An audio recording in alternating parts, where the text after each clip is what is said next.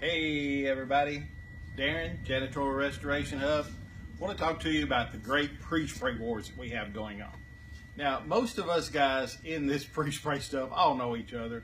They all have good products. I mean, it's all up to what you think. You know, each personal individual needs to try the different pre-sprays to see. Some people have hard water, some people have soft water, some people have different kinds of dirt in California than they would be in Georgia, than they'd be in Washington, than they'd be in New York. I mean, try them all, see which ones you like. But let's just talk about the pre-sprays that's out there, okay? Most of your pre-sprays are going to work off of 2 or 3 different kinds of things. Sometimes you're going to have an enzyme pre-spray. We'll say like PowerZyme. You'll have an enzyme pre-spray. These work off enzymes that eat and kill it, right? Usually they have a little bit longer dwell time, I think. But even in the enzymes, you have synthetic enzymes, which is like PowerForce has, or you have organic enzymes. Now, a lot of times the synthetic ones will hold up to a little bit higher heat, and they take a little bit less dwell time. But enzymes is one way that your pre-spray will work. Then you have oxygenating pre-sprays. You know, like I said, PowerForce, the regular PowerForce is that way. You hear people talk about using, going to Sally's and using hydrogen peroxide or sodium bicarbonate or whatever the oxygenating chemical is. Either way, those pre-sprays are oxygenating pre-sprays, using oxygenation to help them work better. So you hear about that kind, the second kind. Then we'll talk about delamelline. Now, anytime you see citrus on anything, odds are it's delamelline. Now, everybody really likes it. You see it in spotters, you see it in solvents, you see it in all kind of pre-sprays and products. My only problem with any of the delamelline, any of the citrus stuff, is it is affected by the crops. So if Florida has a bad citrus crop, or if California has a bad citrus crop, or Texas, whatever, it will affect the price of delamelline, which will affect your price on citrus-based products. I've had small companies tell me that no, it's not going to affect us because we buy it in advance. And I've had big companies tell me, oh, it's not going to affect us because we're so big we buy it by the semi-load.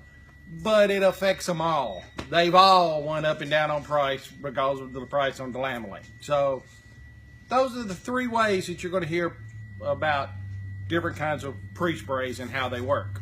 I don't care which one you use. Try them all, like I said. Then you hear the debate whether they talk about liquids or they talk about powders. All right? And there again, we carry both liquids and powder pre-sprays. My problem with liquid pre-spray is this, is to me, you're shipping water, more or less.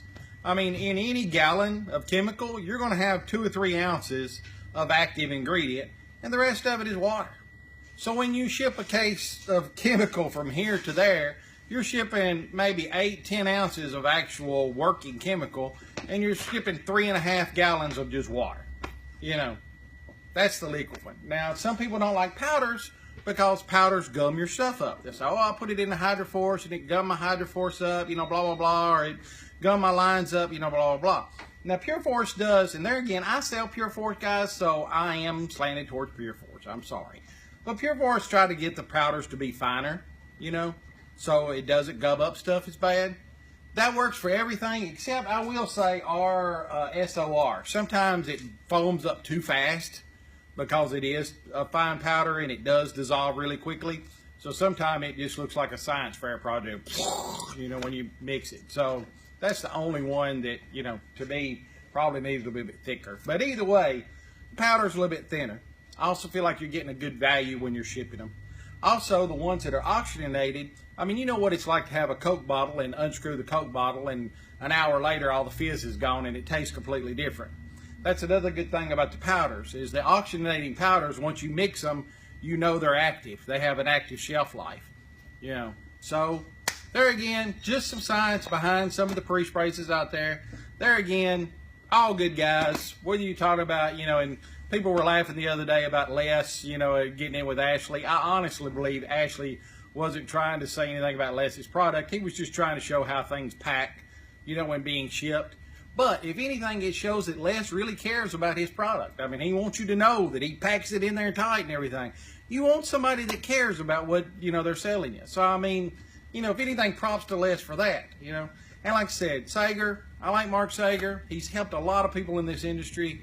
You know, we sell Harvard Chemicals, which is who puts his stuff together.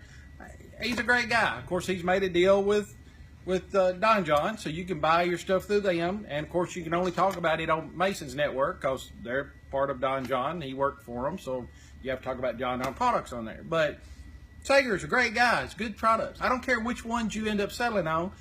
Try them. Give them all a try. Anyway, that's my idea about the great pre-spray wars. Darren at Jandrias. Take it easy, guys.